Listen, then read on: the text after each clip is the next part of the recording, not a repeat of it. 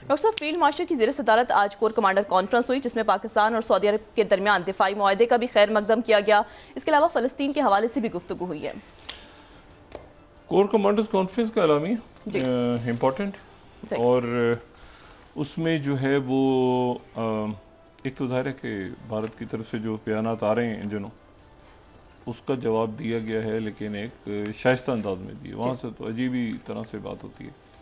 और दूसरी जो बात है वो ये है कि इसमें जो गैर मुल्की हमायत याफ्ता दहशत गर्द नेटवर्क्स के ख़िलाफ़ कार्रवाई पाकिस्तान में, असल में टेररिज्म तो पूरी दुनिया में कांस्टेंट है। मैं हमेशा कहता हूँ terrorism, economy, social unrest, governance, इनको हर वक्त आपने ठीक करना होता है। अच्छा, और इकोनॉमिक टेररिज्म, करप्शन, ये सारे मामला। अच्छा, और फिर उसके बाद इसमें जो है वो न्यू नॉर्म्स का भी जिक्र हुआ है कि कोई न्यू नॉर्म्स होता है ना, न्यू नॉर्म्स हो गए कि भाई अब इस तरह से जंग होगी और ऐसे होगा। ये देखें, अभी तक ये जो पानी का इशू है ना, ये एक्ट ऑफ वॉर है पाकिस्तान की तरफ से जो पानी रोका गया। अच्छा, और उसके बाद जो है वो पाकिस्तान और सऊदी अरेबिया के दरमियान जो स्ट्रेटेजिक मुआहदा हुआ है तारीखी, उसकी बात की गई है। और फ़लस्तीन के मसले पे पाकिस्तान के असूली मौक़िफ़ को दोहराते हुए 1967 से पहले की सरहदों के मुताबिक कुतुब शरीफ को दारुल हुकूमत बना के फ़लस्तीनी रियासत के क़याम की हमायत की गई है। अच्छा, ये इम्पोर्टेंट है जी। दूसरा, आज जो है वो सिक्योरिटी फोर्सेस के ऑपरेशन में 9 दहशतगर्द मारे गए हैं और 11 जवान शहीद हुए हैं, जिनमें से एक लेफ्टिनेंट कर्नल और एक मेजर जो है वो शहीद हुए हैं। तो ये जो है ये एक मुसलसल ये तो बहुत ही ट्रेजिक, बहुत ही अफसोसनाक वाक़यात है। लेकिन ये है कि यहाँ पे दहशतगर्दी जो है वो उसका सिलसिला जारी है। अच्छा, वो फॉलो द मनी, आप इनका ट्रैक दहशतगर्दों को पकड़ा है बहुत ज़्यादा।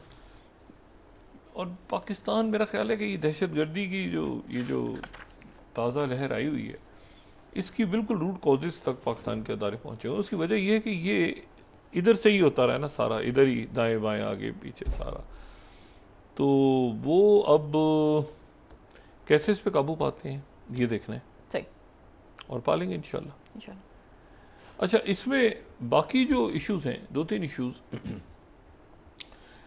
एक तो मुलाकात बड़ी इंटरेस्टिंग हुई है कल प्रेसिडेंट ट्रंप की, और वो जो मुलाकात है वो एक बड़ी इंटरेस्टिंग मुलाकात हुई है, लेकिन बेनतीजा साबित हुई है। हालांकि इस मुलाकात में कुछ ना कुछ मुस्बत मेरा ख्याल से नतीजा इसका सामने आना था, और वो प्रेसिडेंट ट्रंप की हुई है कनाडा के प्राइम मिनिस्टर के साथ। मार्क कार्नी के साथ उनकी मुलाकात हुई है और उसके बाद उन्होंने लंच भी इकट्ठे किए। कौन सा कनाडा? वो कनाडा जो कि 51st स्टेट बनाने की बात कर रहे थे कि वो कनाडा साथ शामिल हो जाएगा और हमारा हिस्सा है, और तलखियाँ बढ़ गई थी। फिर टैरिफ्स के ऊपर बातचीत हुई, अच्छी गपशप लगी। लेकिन जब ये बैठ के बातचीत कर रहे थे, सवाल जवाब का सिलसिला चल रहा था, तो कनाडा के टैरिफ्स पे तो अभी अटका हुआ मामला।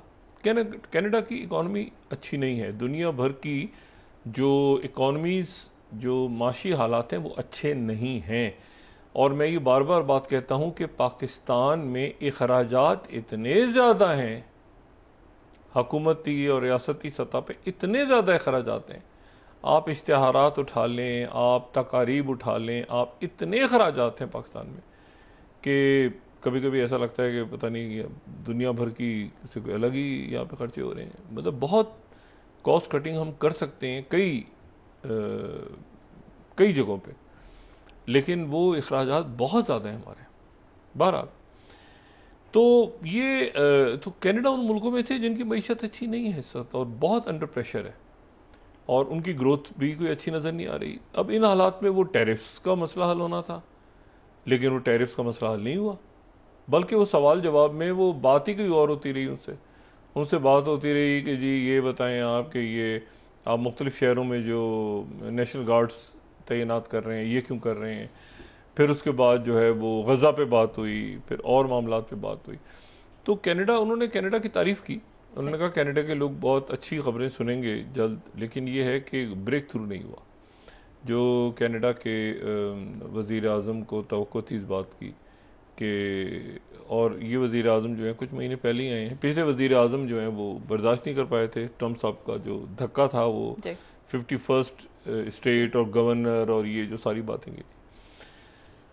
अच्छा, दूसरा जो है वो इम्पॉर्टेंट बात ये हुई कि अच्छा वो फिर उसमें उन्होंने जिक्र किया प्रेसिडेंट ट्रंप ने, जब सवाल जवाब हो रहे थे तो उन्होंने कहा कि मैंने तो जंगें ख़त्म करवाई हैं बहुत सारी, और उसमें फिर उन्होंने पाकिस्तान और भारत की जंग ख़त्म करवाने का क्रेडिट लिया। और प्रेसिडेंट ट्रंप जो है वो उनके पास 2 दिन हैं बड़े इम्पोर्टेंट, अगले 2 दिन बड़े इम्पोर्टेंट हैं। और अगले 2 दिन इसलिए इम्पोर्टेंट हैं कि जुमे को 10 तारीख को अमन के नोबेल इनाम का ऐलान होने जा रहा है। पीस प्राइस जो है ना वो नोबेल पीस प्राइस।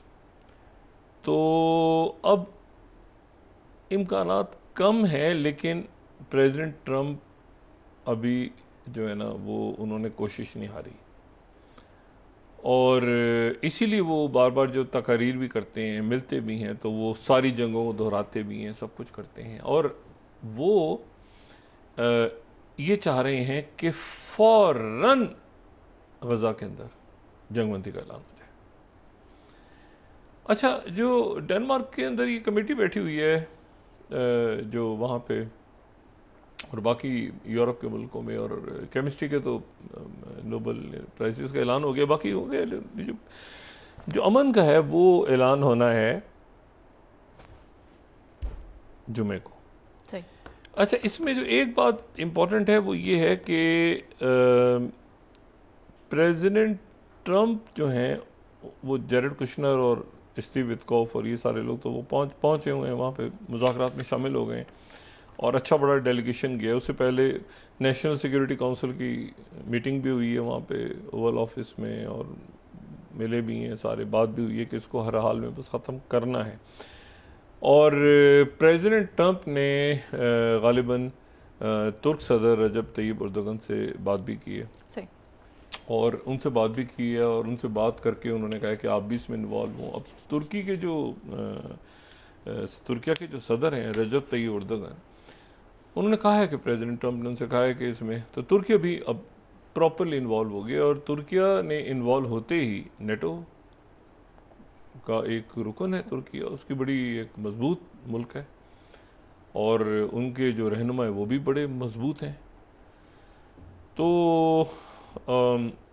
उन्होंने कहा कि हिटलर से ज़्यादा, जो हिटलर ने वो नहीं किया जो कि नेतन्याहू ने किया,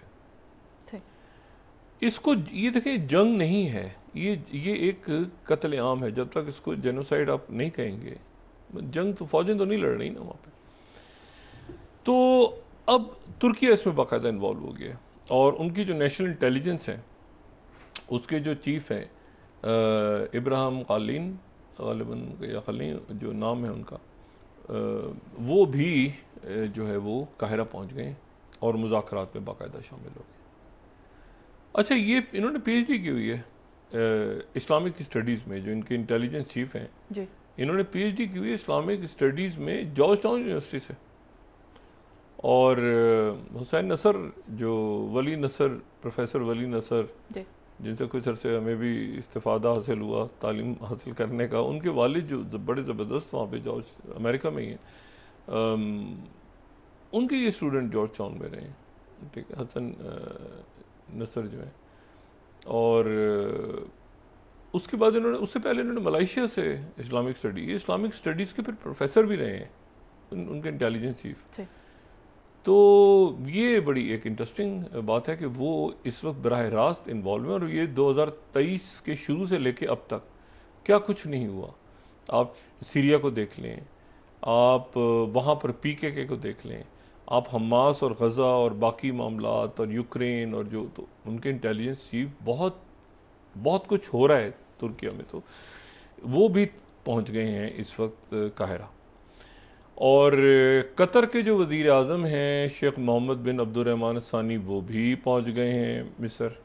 ये सारी शख्सियात जो हैं मिस्र में जमा हैं। और उसके साथ ही तो ये जो है ये इसमें अब जो एक इम्पॉर्टेंट बात है वो ये है कि इतनी ज़्यादा एक्साइटमेंट है कि ये किसी भी वक्त ये कोई ऐलान होने जा रहा है कि जो प्रेसिडेंट सीसी हैं, मिस्र के जो प्रेसिडेंट सीसी हैं, उन्होंने तो यहाँ तक कह दिया है कि जो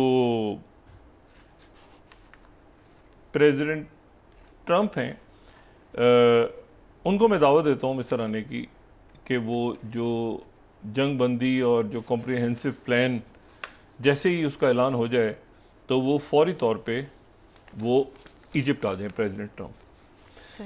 अच्छा, इजिप्ट में भी यानी इतने मामलात आगे हैं इस वक्त, या तो अभी या कभी नहीं वाला हिसाब है ना जी। या तो हो जाएगा मामला, यानी ऐसा हो गया है कि प्रेसिडेंट सीसी ने ये कह दिया है कि प्रेसिडेंट ट्रंप जो है वो इजिप्ट आने की तैयारी पकड़ें और वो इजिप्ट उनको आके और वो उस तकरीब में शरीक हों। और इसराइल में भी तैयारी शुरू हो गई है कि प्रेसिडेंट ट्रंप जो है वो हो सकता है अगर खत्ते में आ जाएं तो हो सकता है कि वो इसराइल का भी दौरा करें।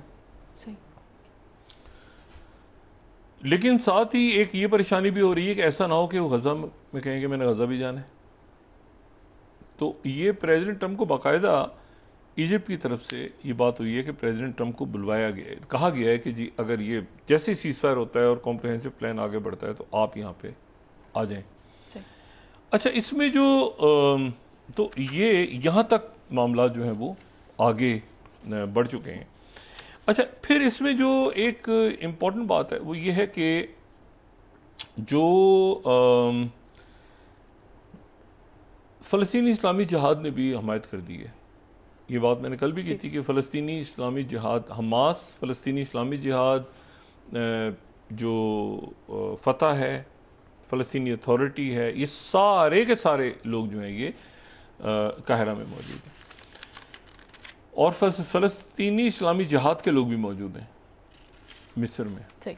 और उसके अलावा जो एक और इम्पॉर्टेंट बात है वो ये है कि फ़हरिस्तों का तो तबादला हो रहा है, हमने उसको बात भी की थी, लेकिन popular front for liberation of Palestine जो है वो एक तंजीम है, उसके भी नुमाइंदे वहाँ पे मौजूद हैं।